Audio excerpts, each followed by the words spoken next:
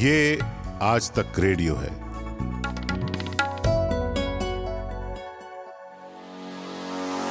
नमस्कार, आप सुन रहे हैं आज तक रेडियो का 5 मिनट न्यूज पॉडकास्ट। मैं हूं मानव, दोपहर 1 बजे की बड़ी खबरों के साथ।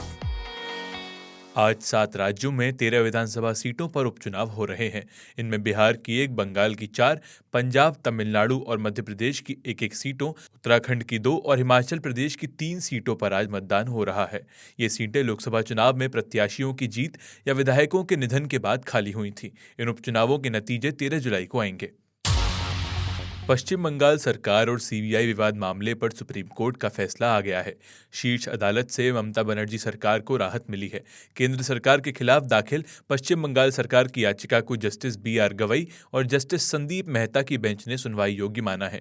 सुप्रीम कोर्ट ने कहा कि सीबीआई जांच के लिए राज्य की सहमति लेना आवश्यक है। कानूनी अधिकार संविधान के संदर्भ में उत्पन्न होना चाहिए और इसमें संघ की शक्ति से प्रतिरक्षा भी शामिल है। मुख्यमंत्री योगी आदित्यनाथ आज केंद्रीय मंत्री जितिन प्रसाद के साथ उत्तर प्रदेश के बाढ़ग्रस्त क्षेत्र पीलीभीत और लखीमपुर खीरी जिलों का दौरा करेंगे। हवाई निरीक्षण करने के बाद उनका बाढ़ पीड़ितों से मिलने और इन इलाकों में चल रहे बचाव और राहत अभियान की समीक्षा करने का भी कार्यक्रम है। राहत आयुक्त GS नवीन कुमार ने बताया, पीलीभीत में बाढ़ से 5 तहसील के 252 गांव प्रभावित हैं। बाढ़ में फंसे अन्य 7,365 लोगों को भी सुरक्षित स्थान पर पहुंचाया गया। NDRF, SDRF की एक टीम और PAC की 2 टीमें तैनात हैं। सुप्रीम कोर्ट ने आज बड़ा फैसला सुनाते हुए साफ किया है कि CRPC की धारा 125 के तहत एक मुस्लिम महिला पति से गुजारा भत्ते की मांग कर सकती है। एक मुस्लिम शख्स ने पत्नी को गुजारा भत्ता देने के तेलंगाना हाईकोर्ट के आदेश को सुप्रीम कोर्ट में चुनौती दी थी। इस याचिका पर आज सुनवाई करते हुए कोर्ट ने यह अहम फैसला दिया है। जस्टिस BV नागरत्ना और ऑगस्टीन जॉर्ज मसीह की पीठ ने CRPC की धारा 125 के तहत तलाकशुदा पत्नी को गुजारा भत्ता देने के निर्देश के खिलाफ मोहम्मद अब्दुल समद के जरिए दायर याचिका को खारिज कर दिया है। ईडी ने कथित ठग सुकेश चंद्रशेखर से जुड़े मनी लॉन्ड्रिंग मामले में पूछताछ के लिए बॉलीवुड एक्ट्रेस जैकलीन फर्नांडिस को आज एक बार फिर तलब किया है।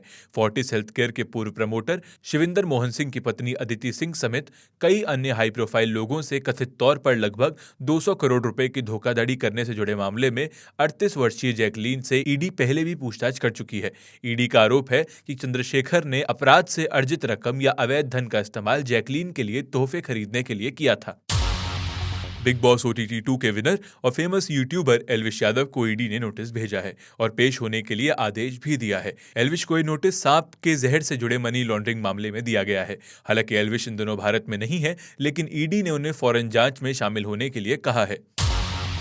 दिल्ली में बिजली के दामों में बढ़ोतरी होने जा रही है। बिजली के मूल्य में हुई बढ़ोतरी को 1 मई के बाद खर्च की गई बिजली के बिल में जोड़ा जाएगा। पूर्वी और सेंट्रल दिल्ली के इलाकों में 6.15% की बढ़ोतरी और दक्षिणी दिल्ली और पश्चिमी दिल्ली के इलाकों में 8.75% की बढ़ोतरी हुई है। इसके अलावा तीसरी distribution company Tata power Delhi distribution limited ने कोई भी बढ़ोतरी नहीं की है। उत्तर प्रदेश के उन्नाव के पास एक सड़क दुर्घटना में बस में सवार 18 लोगों की मौत हो गई है, जबकि 19 लोग घायल हुए हैं।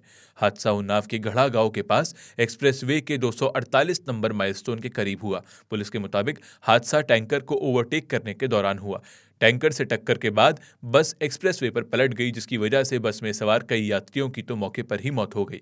उत्तर प्रदेश CM योगी आदित्यनाथ ने हादसे पर दुख व्यक्त करते हुए जिला प्रशासन को मौके पर पहुंचकर राहत कार्य तेजी से करने के निर्देश दिए हैं। इलेक्ट्रॉनिक्स कंपनी सैमसंग की दक्षिण कोरियाई फैक्ट्री में 55 सालों में पहली बार 30,000 कर्मचारी कल अनिश्चितकालीन हड़ताल पर चले गए। यूनियन ने बेहतर वेतन और अन्य लाभों की मांग को लेकर हड़ताल की घोषणा की थी। यूनियन ने कहा कि उसे ये फैसला मजबूरन लेना पड़ा क्योंकि मैनेजमेंट उसकी मांगों पर बातचीत करने को तैयार नहीं था। यूनियन की वेबसाइट पर जारी एक बयान के मुताबिक पहली आम हड़ताल के बाद भी कंपनी ने बातचीत करने की मंशा नहीं दिखाई, इसलिए यूनियन 10 जुलाई से दूसरी अनिश्चितकालीन आम हड़ताल का आह्वान कर रही है। आज भारत और जिम्बाब्वे के बीच तीसरा T20 मैच खेला जाएगा। दोनों टीमों के बीच खेली जा रही 5 मैचों की T20 सीरीज अभी 1-1 की बराबरी पर है। पहले मैच में जिम्बाब्वे ने टीम इंडिया को 13 रनों से शिकस्त दी थी और फिर दूसरे T20 मैच में भारतीय टीम ने जिम्बाब्वे को 100 रन से हराया था। तो ये थी दोपहर 1 बजे तक की बड़ी खबरें। अब आपसे मुलाकात होगी शाम 4 बजे के न्यूज बुलेटिन में। सुनते रहिए आज तक रेडियो। अजी सुनते हो? सुनो सुनो सुनो सुनो सुनिए कहिए कहिए ना, सुनिए। खबरों, किस्सों और पॉडकास्ट का नया ठिकाना आज तक रेडियो, सुनता है सारा जहां। सुनिए